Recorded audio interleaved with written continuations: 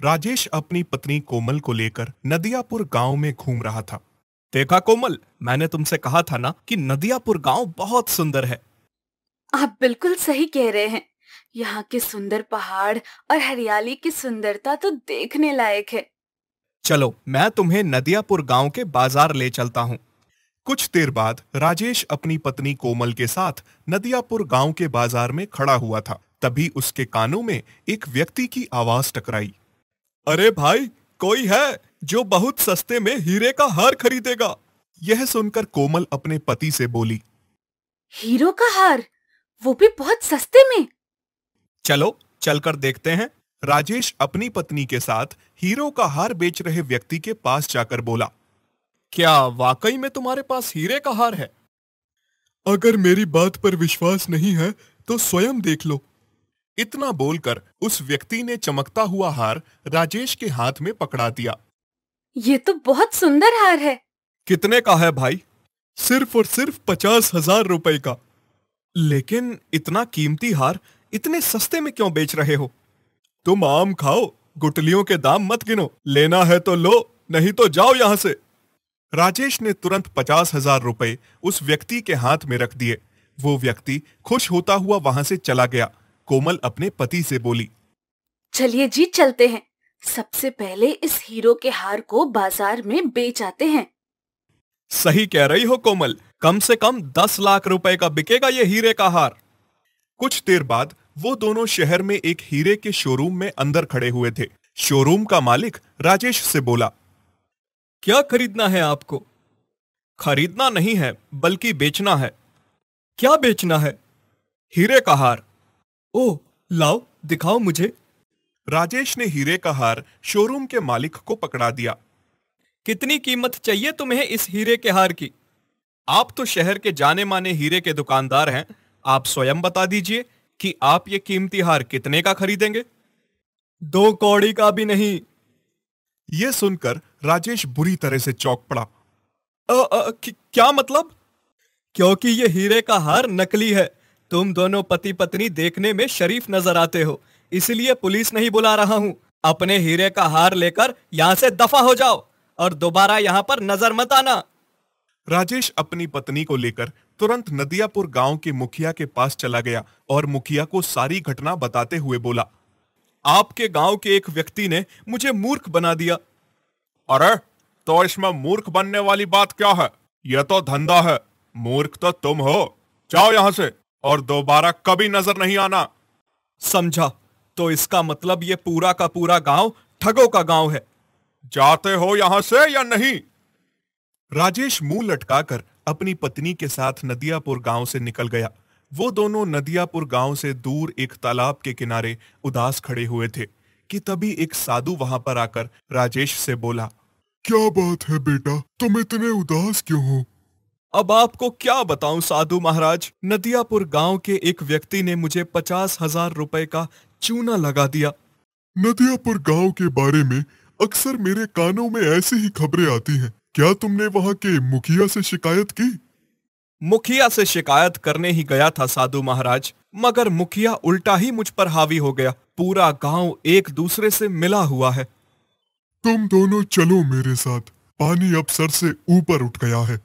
साधु राजेश और उसकी पत्नी को लेकर सीधा नदियापुर गांव के मुखिया के पास जाकर बोला। ये अच्छी बात नहीं है मुखिया। नदियापुर गांव में ना जाने कितने सैलानी घूमने आते हैं और तुम उन्हें बेवकूफ बनाकर लूट लेते हो।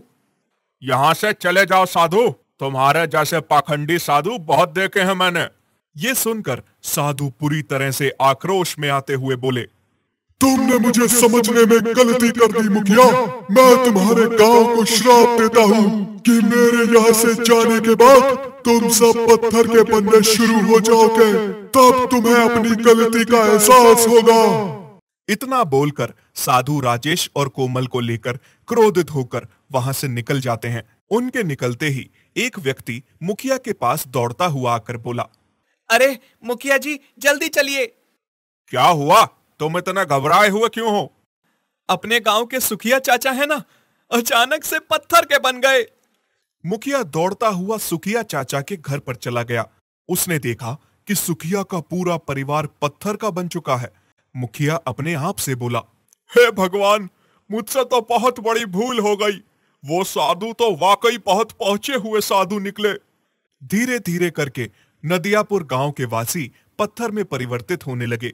एक दिन मुखिया का बेटा राजू मुखिया से बोला, पिताजी, मैंने आपको हमेशा मना किया था कि आप इस बुरे काम को छोड़ दीजिए, मगर आप नहीं माने।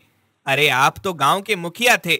लोगों को समझाने की बजाय आप तो उल्टा ही उन्हें सपोर्ट करने लगे। मुझसे बहुत बड़ी गलती हो गई बेटा। मैं क्षमा मांगने के लिए उन साधु के पास भी गया था, मगर उन्होंने मुझसे बात करने से भी इनकार कर दिया।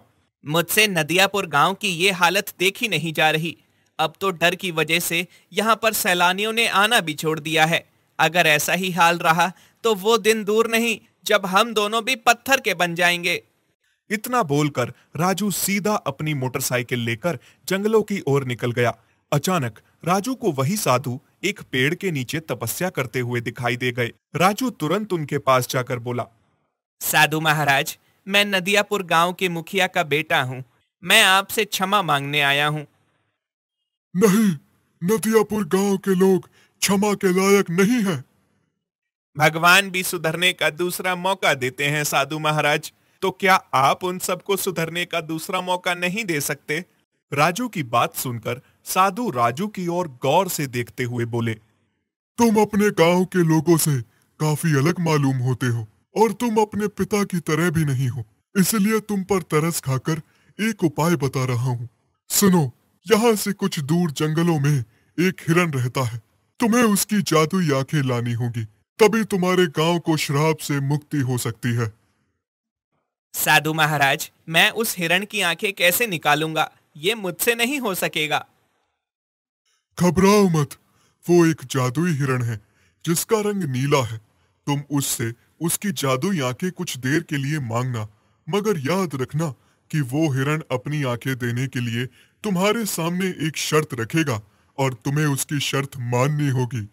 कुछ भी हो जाए साधु महाराज, मगर मैं नदियापुर गांव के ऊपर लगे श्राप को खत्म करने के लिए उस जादुई हिरण की हर शर्त मानूंगा।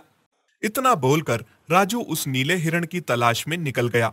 काफी दिन बाद राजू भूखा प्यासा निढाल घने जंगल के एक तालाब के किनारे बैठा हुआ था कि तभी उसे एक नीला हिरण दिखाई दिया जो रंग बिरंगी किरणों के साथ चमक रहा था। लगता है यही वो हिरण है जिसके बारे में साधु महाराज ने बताया था। राजू तुरंत उसके पास चला गया। अचानक से वो हिरण इंसानी आवाज में बोला, तुम यहाँ पर क्यों आए हो? यहाँ पर इंसानों को आना मना है। तुम तो हिरण हो, तुम इंसानी भाषा में कैसे बात कर सकते हो? मैं कोई मामूली हिरण नहीं हूँ, बल्कि एक जादुई हिरण हूँ।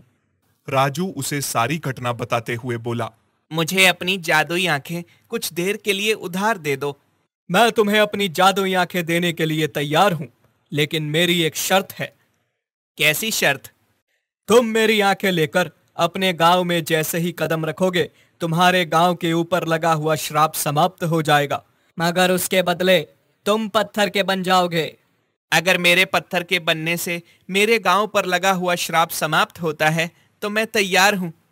राजू ने इतना कहा ही था कि तभी राजू के हाथ में रंग बिरंगी किरणों के साथ हिरण की दो बड़ी बड़ी आंखें आ गईं। राजू उन आंखों को लेकर सीधा अपने गांव चला गया। जैसे ही उसने अपने गांव में कदम रखा, अचानक गांव के पत्थर के बने हुए सभी लोग सही हो गए, मगर राजू पत्थर का नहीं बना। ऐसे कैसे हो सकता है? उन जादुई हिरण ने तो कहा था कि मैं पत्थर का बन जाऊंगा। तभी रंग बिरंगी किरणों के साथ वो जादुई हिरण प्रकट हो गया और राजू के हाथ से वो आंखें गायब हो गईं। अगले ही पल वो हिरण उसी साधु में परिवर्तित हो गया।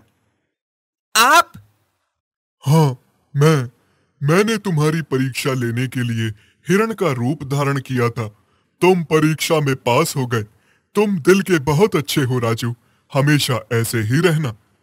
इतना बोलकर वो साधु वहां से गायब हो गए। नदियापुर गांव के लोग उस दिन से सुधर गए।